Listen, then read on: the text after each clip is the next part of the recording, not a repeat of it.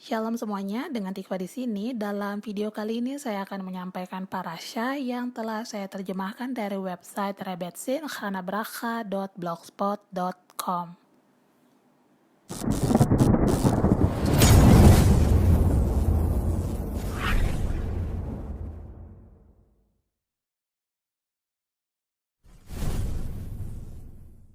Parasha Mispatim, mengubah rasa sakit yang membatu menjadi sumber kegembiraan dan kesenangan, terambil dari Shemot atau Kitab Keluaran pasal 21 ayat 1 sampai dengan pasal 24 ayat 18. Pengantar menatap Hashem melalui makan dan minum.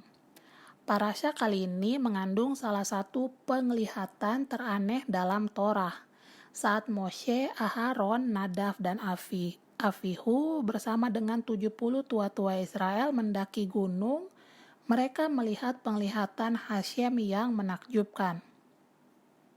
Seperti ada tertulis dalam Shemot atau Keluaran pasal 24 ayat 10, lalu mereka melihat Elohim Israel, kakinya berjejak pada sesuatu yang buatannya seperti lantai dari batu nilam dan yang terangnya seperti langit atau syamayim yang cerah. Ayat berikut mendeskripsikan bagaimana Hashem tidaklah diulurkannya tangannya, mereka memandang Elohim lalu makan dan minum. Shemot 24 ayat 11. Kedua ayat Torah ini menyandingkan yang tampaknya duniawi, batu, makan dan minum, dengan deskripsi melihat Hashem.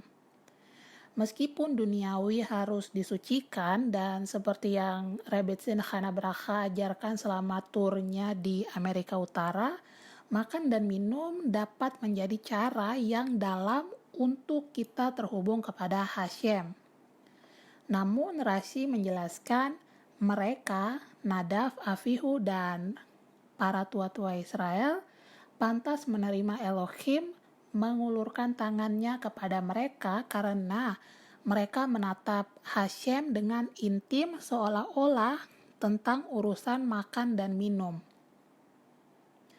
Judul yang selanjutnya, mendekati Hashem melalui rasa sakit dan kelemahan.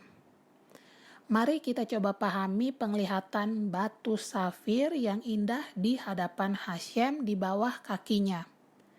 Menurut Rashi, penglihatan tentang Hashem yang tenang menjadi pengingat yang sangat jelas dari realitas terberat penderitaan orang Yahudi di dunia.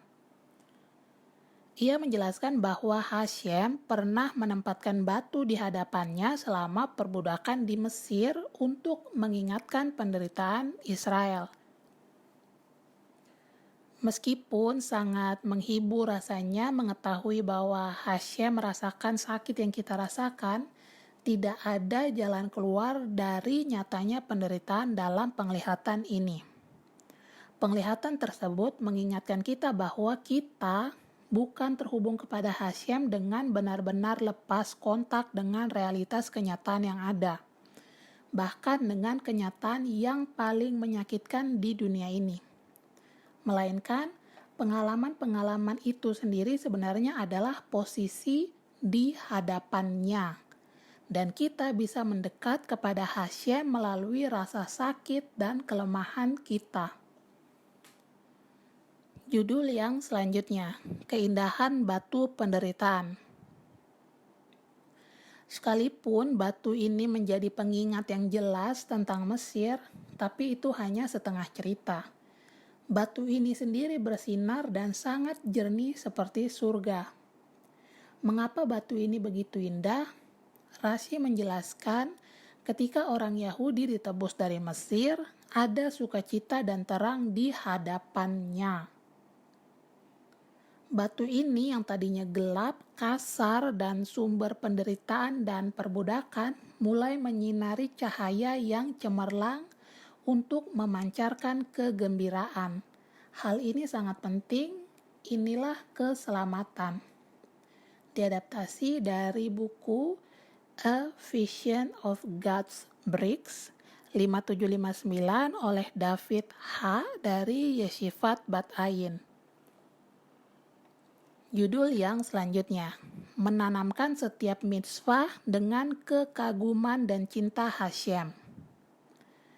Bertentangan dengan interpretasi Rashi, Netivat Shalom mencatat bahwa mereka melihat Elohim Israel adalah sebagai pujian untuk para leluhur Israel, berdasarkan terjemahan Ankelos untuk Shemot pasal 24 ayat 11. Setelah pewahyuan menakjubkan di Sinai ketika semua 7 langit dibuka, semua mengalami pengalaman betapa tidak ada yang lainnya selain Hashem. Ein ot milevado. Devarim 4 ayat 36. Setelah pewahyuan suci seperti itu, bagaimana mereka bisa merendahkan diri untuk terlibat dalam urusan duniawi seperti makan dan minum?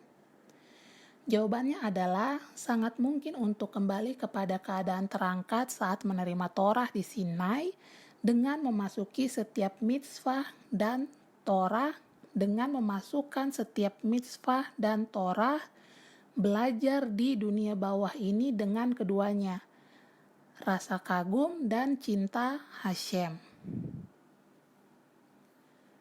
Judul yang selanjutnya, dalam pujian para leluhur Israel. Para leluhur Israel memahami bahwa bahkan ketika kita terlibat dalam kesenangan duniawi ini, kita harus meresapi semuanya dengan kekaguman dan cinta Hashem.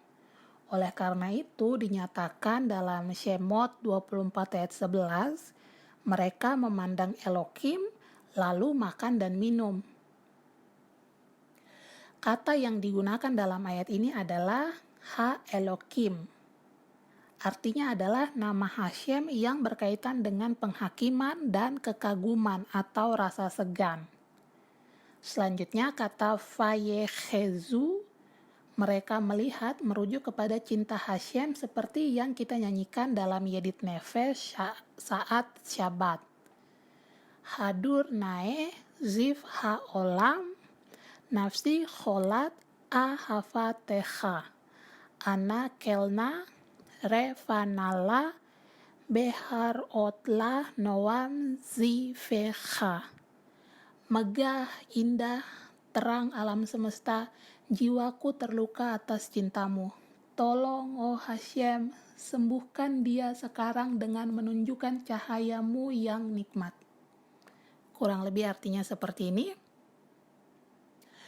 Para leluhur Israel mengajari kita untuk mengintegrasikan kesibukan dalam hal dunia fisik yang direpresentasikan oleh makan dan minum dengan kekaguman dan cinta Hashem seperti yang dipelajari dari frasa berikut. Mereka melihat Elohim.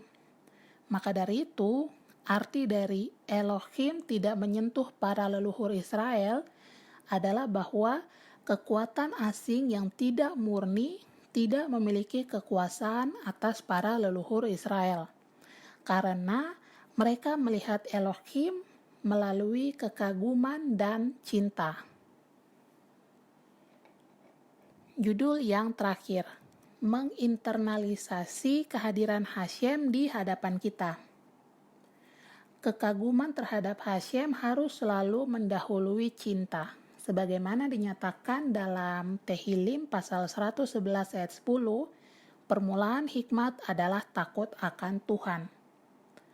Oleh karena itu, Rama membuka pernyataan pertamanya tentang Sulkan Aruch dengan bagaimana kita bisa membangkitkan rasa takut akan Hashem, awal dari segala sesuatu di dunia ini dan awal dari semua hal dalam Sulkan Aruch dengan menyatakan, aku selalu menempatkan Hashem di depanku, seperti tertulis dalam Tehillim pasal 16 ayat 8.